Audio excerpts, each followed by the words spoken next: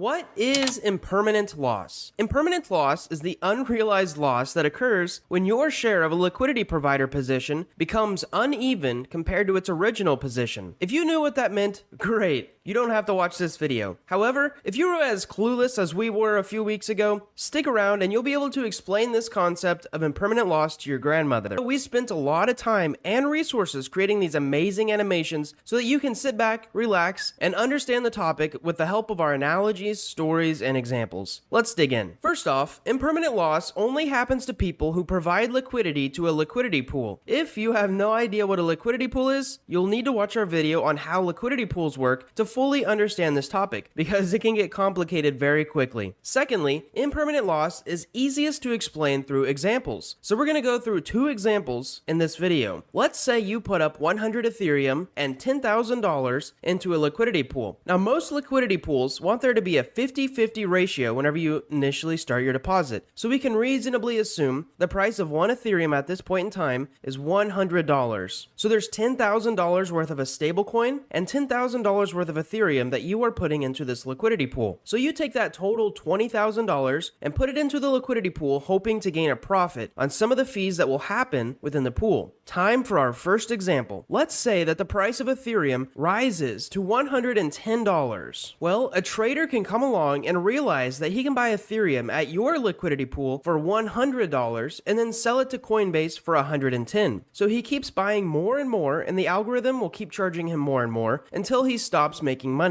That's how these decentralized exchanges work. You pay more and more for each asset that you want to buy, so that way it never runs out of the asset to sell you. Even if it gets down to very little, the price will start to go up exponentially. However, in our case, the asset was much cheaper than another exchange, so it created what we call an arbitrage opportunity for a trader. You can watch our automated market maker video for a better explanation of how this specific algorithm works. But if we do the math, we figure out that he was able to give $488 and buy 4.652 Ethereum, at least until the liquidity pool price was also $110. If he bought any more Ethereum, he would be losing money. So he immediately sold his cheaper Ethereum that he bought from us to Coinbase for $511.82. Which means he made a profit of $23.82 simply by buying and selling between two different liquidity pools. Now, let's take the stance of being that liquidity provider. This means there is now $10,488 of the stablecoin in the pool and 95.347 Ethereum in the pool. So if we take 95.347 and multiply it by $110, because that's the going price of Ethereum, we get 10,488. So if we take 10,488 of our stablecoin and 10,488 of our Ethereum and add them together, we get a total value of $20,976. So the liquidity provider now has a total value of $20,976, meaning he made a nice $976 because Ethereum went up. He made some pretty decent money today. However, to calculate impermanent loss, we need to calculate how much money he would have had if he didn't invest in the liquidity pool and just held his stablecoin and Ethereum in his wallet instead. So obviously, he still would have had his initial $10,000, but what about if he held his 100 Ethereum? Well, now that 100 Ethereum would be worth $11,000. So he would have had a total of $21,000 if he just held it. This means we can calculate his impermanent loss to be $21,000 minus $20,976, which is $24. So in short, this liquidity provider would have made more money if he just held on to his Ethereum and stablecoin. Now, $24 might not seem like much, but imagine a similar scenario where the price jumps 20% instead of 10%, or where the price dropped by half. In short, impermanent loss is caused when the difference between two assets in a pool is changed. As this change increases, so does the impermanent loss. So if Ethereum goes back to $100, then the impermanent loss is basically canceled and there's no impermanent loss, because both assets would be the same as when the liquidity provider initially invested them. They call it impermanent loss because it only becomes permanent whenever you cash out your liquidity. Until you do that, there is still an opportunity for the loss to normal itself out. So to sum it up, impermanent loss is the loss that you get when you have less money by investing in a liquidity pool compared to the value of the assets that you would have had if you just held them. Let's consider another example. This time we're going to start off with, again, 100 Ethereum and $10,000 in a liquidity pool. However, Ethereum price drops from $100 to $60 on Binance. So another trader comes along, he buys Ethereum at Binance and sells it to our liquidity pool, starting at $100, and then our liquidity pool keeps buying it at a lower and lower price until the pool hits $60. Now, I personally know how the algorithm of a constant product automated market maker works, and you actually can too if you watch our video on it. But using the math, we find out that this means the trader gave the pool 30 Ethereum. So this is important. The trader bought 30 Ethereum at $60 each at Binance, which cost them $1,800. Now, let's see how much they made. $1 million divided by 130 Ethereum gives us 14,285, which means the pool should have 7,692. However, it has 10,000. I just want to say that was ridiculous. If you want to know what those numbers mean real quick, go watch our automated market maker video. However, this means that the trader received the difference for giving the pool 30 Ethereum. In short, the trader bought Ethereum at $1,800 and sold for $2,307, which means he earned $507. That's pretty decent for just buying and selling in a couple minutes. Now, let's take a look at our liquidity provider. They have 130 Ethereum at a market price of $600. This means that the value of Ethereum in their portion of the pool is $7,800, and the cash value of the pool is $7,692. This means the value of the assets in the liquidity pool equals $15,292, which is a sharp loss from the initially invested $20,000. Now, let's calculate their impermanent loss. If they didn't invest those initial assets, they would have had $10,000 cash and 100 Ethereum, which the 100 Ethereum would now be worth $6,000. And doing some simple math, we realize they would have had $16,000 if they didn't invest in the liquidity pool. So $16,000 minus $15,292 is an impermanent loss of $708. So by now, we hope that you're understanding a little bit more about how impermanent loss works. Essentially, what you need to know is that it's good for any liquidity provider when two assets that you are investing in stay roughly the same price. When one goes up and the other stays the same, the liquidity provider starts to experience impermanent loss and can only recover from that loss if the first asset starts to come down to equal out the liquidity. Now, it gets really tricky when both assets' prices start moving. In short, if they go in opposite directions, the liquidity provider starts to lose money very quickly. However, if they increase at the same rate or decrease at the same rate, the liquidity provider may not lose money due to impermanent loss at all, and they may just reap the rewards of the profits from the trading fees. Here is a neat little chart that you can look at to see how much impermanent loss a liquidity provider may experience in terms of how much that asset changes in price. As the price of an asset increases past 100% of its value to the other asset, the impermanent loss grows. And as the price of an asset decreases less than 100%, the impermanent loss also grows. So like I mentioned, we want the price to be about the same as when we invested. Otherwise, we start to experience impermanent loss. So as we end this video, we want to let you know that we are actually working on a second video that explains how to reduce or mitigate your risk as a liquidity provider. And if you'd like to see that video, consider subscribing and leaving a like.